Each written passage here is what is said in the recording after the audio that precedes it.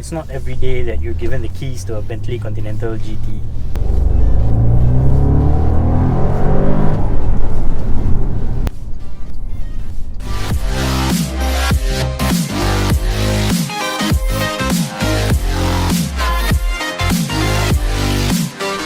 Yo, what's up guys? Today we have the Bentley Continental GT.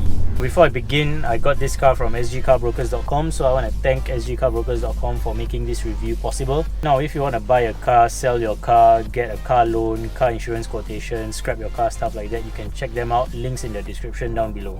Alright, back to this car. This is the second generation Bentley Continental GT, and I'm not sure if you can tell the differences between the first generation Bentley Continental and the second generation, which is this one, the second generation Continental, because they look really similar.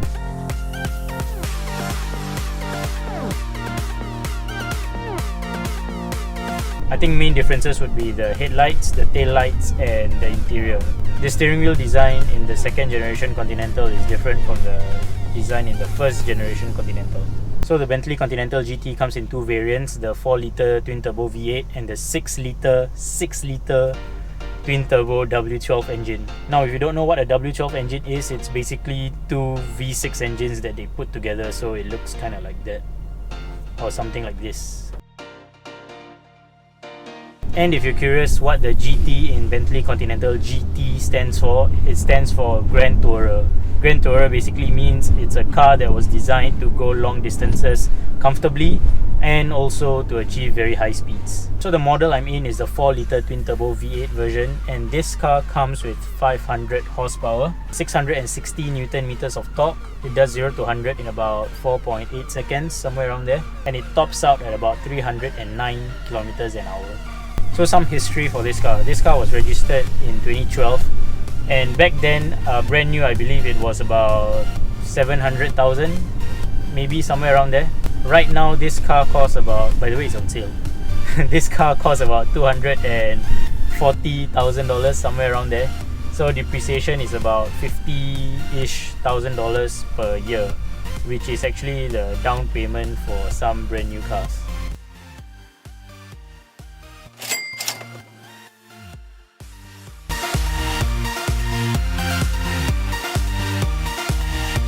Now let's talk a bit about the exterior of the car. If you're thinking that this car looks very bulky, yes, it looks very bulky. Even in person, it looks very bulky, and it's actually quite heavy as well. This car weighs about 2.3 tons, which makes it heavier than the top of the line Mercedes S-Class S65 AMG, and that car has like a V12 engine. This car also has the typical like old rich man kind of look, so it doesn't really, I don't know, for me personally, I think this car doesn't really suit people who are younger, like in their 20s or 30s, because I don't know, maybe a lot of older millionaires drive this car.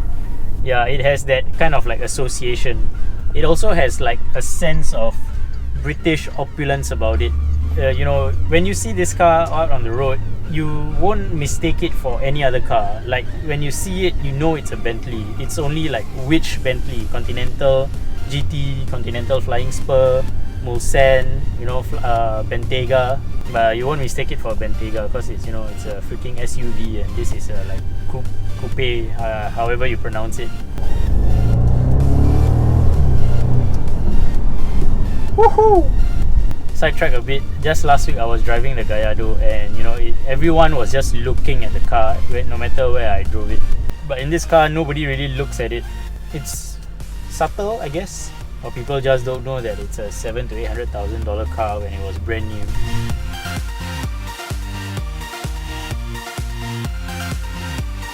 Moving on to interior, it's a Bentley, so obviously it's very high quality. Like there's leather literally everywhere. Leather.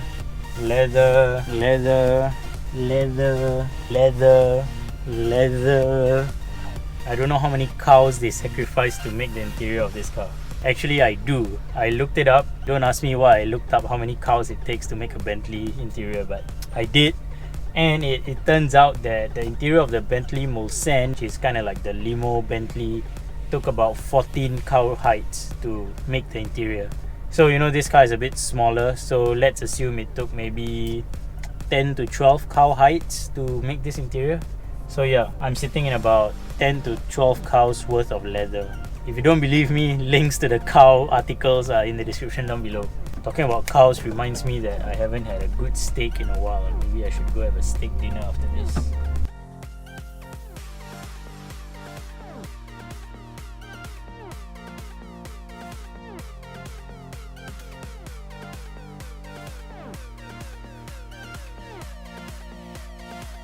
Two things I like about this car is that number one, it has soft closing doors, and number two, it has this seatbelt butler. So when I close the door, immediately this arm will reach out to give me my seatbelt, and after like a few seconds it will automatically retract once it knows that I've already pulled on the seatbelt.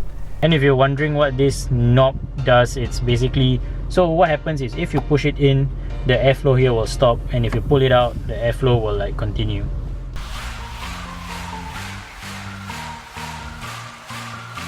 Practicality wise, I think in this car it's about average. You do get some decently sized door bins here. The center console here is quite wide, but it's not very deep. The glove box is actually quite deep. Rear seat space, I just tried sitting in the back and I don't have any knee room whatsoever. It's just nice if this passenger seat is in my original position.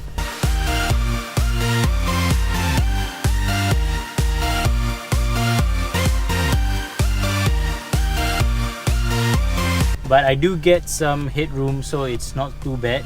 However, you can only fit 2 adults. As you can see in the back here, the middle is taken up by the transmission tunnel. The boot space, I have to say, it's quite good. It's very deep in, and I think it makes sense because it's a Grand Tourer, so you do have to carry luggage here and there. So it makes sense that it has a very useful and big boot.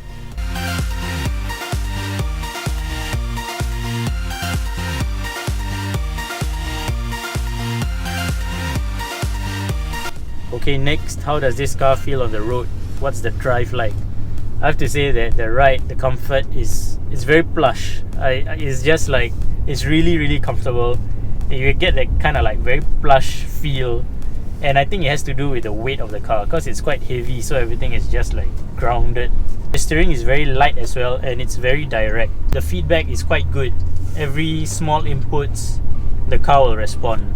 And for such a big and heavy car, the response is actually, yeah, quite impressive. And for such a big car, actually, I don't really feel the size, to be honest. It's quite amazing how they design this car. Like, I really do not feel the bulk of this car. I don't feel the weight of the car. I don't feel like it's a very heavy car. I don't feel like it's a very big car either.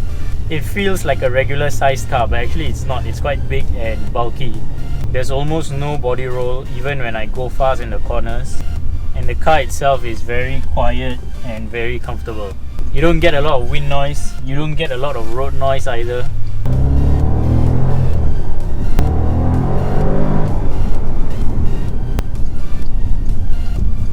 There's a bit of turbo lag, but I don't know whether it's turbo lag or it's just the inertia. Like, because this car is so heavy, it has to overcome its own weight first before, you know, it takes off. Twin turbo engines aren't supposed to have any lag, so I think it has to do with the weight. I think this is the ultimate GT car. It's very comfortable, it's powerful. You know, I can drive up to Thailand in this car, man. It's the ultimate GT car. The engine rumble is also something that's very... The execution of this car was really well done. What I mean by that is, this car is it's not like a sports car, you know. It's a very luxurious, atas kind of car, yet it has a 4-litre twin turbo V8. So, and it's not a sports car, so you're not supposed to like hear the engine droning all the time, you know, because it's a luxury car. It's supposed to be quiet and refined and smooth and comfortable, and it is. And if you want to hear the engine rumble, all you have to do is put your foot down and you can really hear it rumble. But the rest of the time, the engine is really quiet, which kind of contributes to that luxury feel.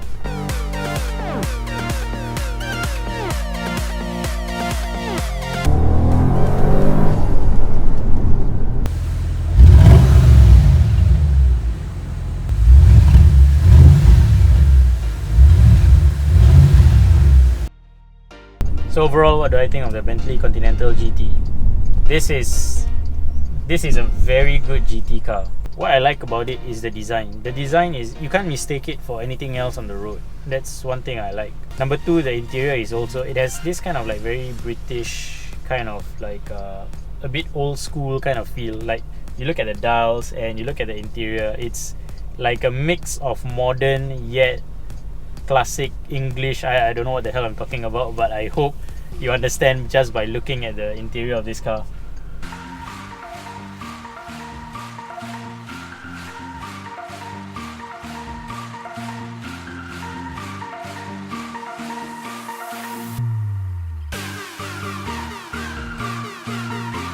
So yeah guys, that's about it for this review. Thank you so much for watching. I hope you enjoyed it.